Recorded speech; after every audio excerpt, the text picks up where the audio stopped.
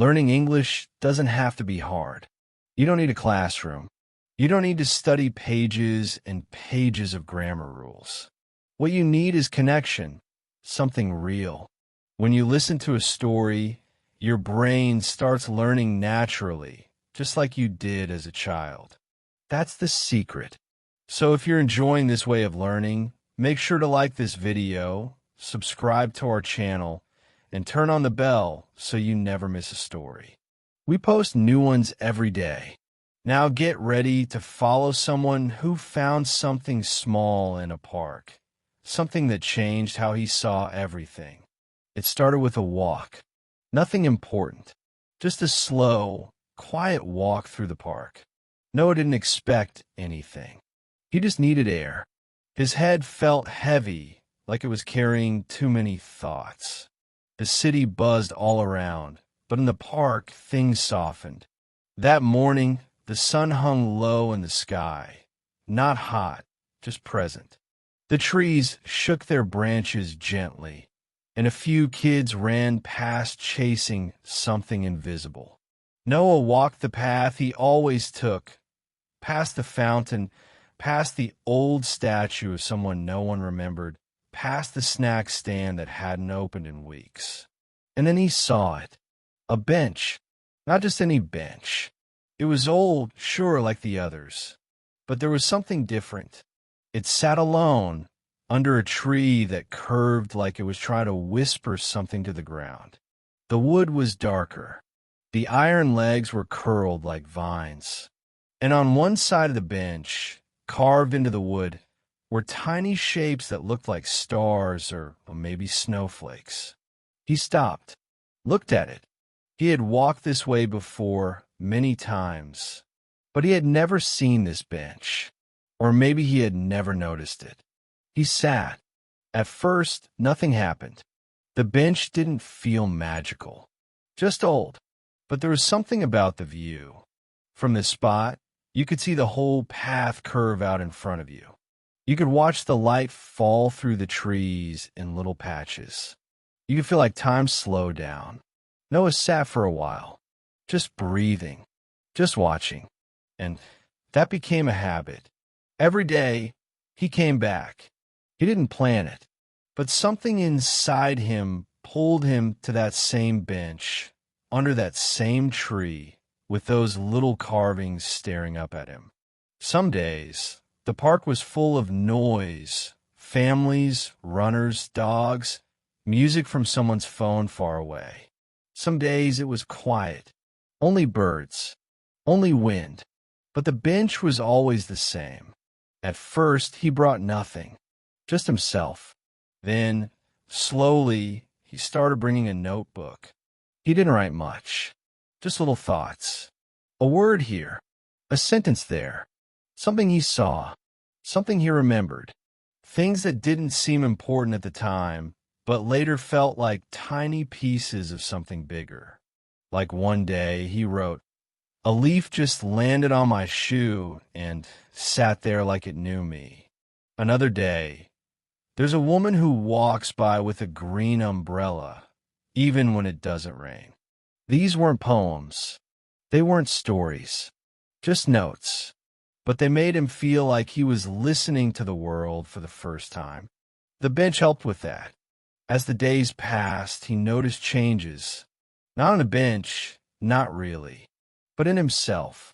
He started seeing more, not just in the park, but everywhere. He noticed how people held their coffee cups, how the sky changed colors in the afternoon, how shadows fell in lines across the street near his building, how his own hands looked in different lights. One morning, someone had left a book on the bench. No name, no note, just a worn-out book with the cover nearly gone. He opened it and saw underlined sentences, words someone else had loved once. He didn't take it with him. He just read a few lines, then left it there. The next day, it was gone. Another time, he saw a feather on the bench, bright blue. He looked around, but there were no birds like that nearby. He left the feather alone. When he came back the next day, it was still there. It stayed for 3 days, then disappeared. The bench started to feel like more than wood and iron. It felt like a place where the world came to whisper things. He still didn't tell anyone about it. Not because he wanted it to be a secret, but because he didn't have the words. How do you explain a bench that makes you feel more like yourself? One cloudy afternoon, he sat on the bench, rain threatening to fall. Everything was gray. The park felt like it was holding its breath. And that day, he felt something shift. He looked around and realized he had memorized the shapes of the trees, the cracks in the path, the way the wind moved the leaves. But something was different. The carvings on the bench had changed. He was sure of it. There was a new shape, something that looked like a bird flying. Maybe it had been there all along. Maybe his eyes had just opened wider. He ran his fingers across it. Rough.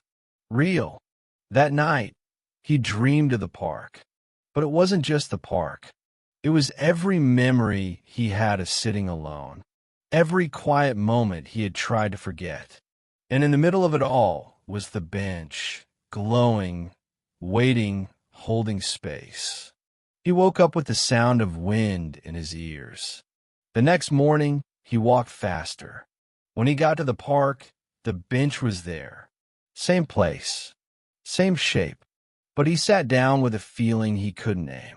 Not joy, not sadness, something else. Maybe recognition. That day, he stayed longer, and when he stood up to leave, he felt lighter, as if the bench had taken something from him.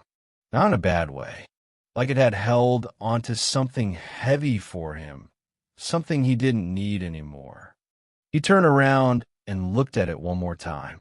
The carvings, the curve of the wood, the way the tree leaned over it. Everything looked exactly the same, but he knew something had changed. Because he had. He walked away, knowing he would be back, not just for the bench, but for himself. Without realizing it, you just listened to a full story full of natural English grammar, useful expressions, and everyday vocabulary, all without boring lessons. That's the power of stories.